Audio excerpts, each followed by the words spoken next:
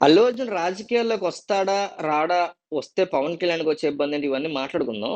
నా ఒకే ఒక్క క్వెషన్ ఉందబ్బా! నిజంగా అల్లు అర్జున్ రాజకీయాల్లోకి రావాలని ఫ్యాన్స్ కోరుకుంటున్నారు. ఒక నిజమైన ట్రూ ఫ్యాన్ మాత్రమే కామెంట్ చేయండి. మిగతా వాళ్ళు చేయకండి. నాకు నిజంగా అల్లు అర్జున్ అంటే ప్రాణం అనుకున్నోళ్ళే కామెంట్ చేయండి. యెస్, నో అంటే యెస్ అంటే రావాలి. నో అంటే రాకూడదని.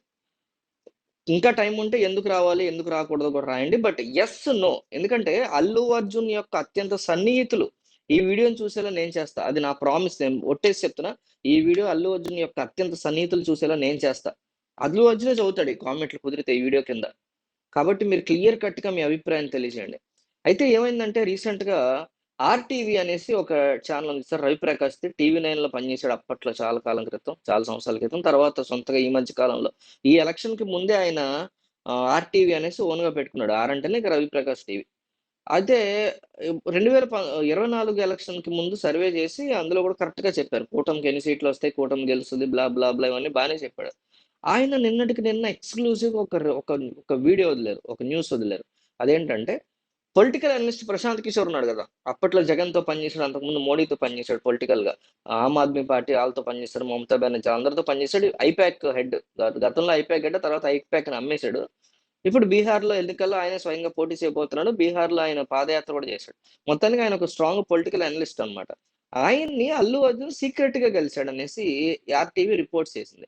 సీక్రెట్‌గా కలిసాడు. త్వరలో సోషల్ సర్వీస్ విషయంలో అల్లు అర్జున్ చాలా స్ట్రాంగ్‌గా ఎళ్ళబోతున్నాడు. ఇండియా వైడ్ భారీ సోషల్ సర్వీస్ చేయబోతున్నాడు. తద్వారా ఒక ఏడాది, 2 ఏళ్ళు, 3 ఏళ్ళు గడిచిన తర్వాత రానున్న ఎన్నికల్లో రాజకీయాల్లోకి రాబోతున్నాడు అల్లు అర్జున్ అంటూ ఒక భారీ న్యూస్‌ని ఇది. మరి అల్లు అర్జున్ రాజకీయాల్లోకి రావడం అనేది బిగ్ బ్రేకింగ్ న్యూసే గదా! సో, బిగ్ బ్రేకింగ్ న్యూస్ కింద దాన్ని బాగా స్ప్రెడ్ చేసింది ఆర్‌టీవీ. ఆ స్ప్రెడ్ చేసిన తర్వాత ఏమైంది? చూసింది అల్లు అర్జున్ టీము మరి నిజమో కాదో తెలీదు గానీ, అంటే నిజంగా సీక్రెట్‌గా కలిస్తే చెప్పాలనుకోరుగా. మొత్తానికెళ్ళి అల్లు అర్జున్ టీమ్ నుంచి ఒక ఇదొచ్చింది. ఏమనంటే, బేస్‌లెస్ రూమర్స్ ఇవన్నీ.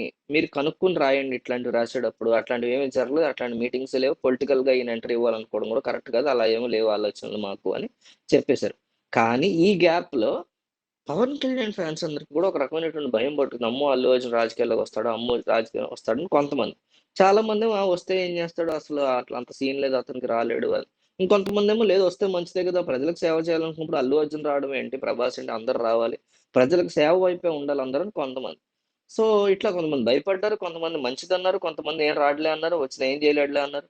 సో, వస్తే నిజంగా పవన్ కళ్యాణ్ వర్సెస్ అల్లు అర్జున్ సినిమాల్లో ఉంది. అల్లు అర్జున్ బాగా పై స్థాయిలో ఉన్నాడు ప్రస్తుతానికి పాన్ ఇండియాలో. అదే 'అల్లు అర్జున్ వర్సెస్ పవన్ కళ్యాణ్' అనేది రాజకీయాల్లో పడితే ఎవరిది గెలుపవుతది? 'అల్లు అర్జున్‌ది అవుతదా? పవన్ కళ్యాణ్‌ది అవుతదా?' క్లియర్ కట్‌గా మీ అభిప్రాయాన్ని మీరు కామెంట్‌లో రాయండి.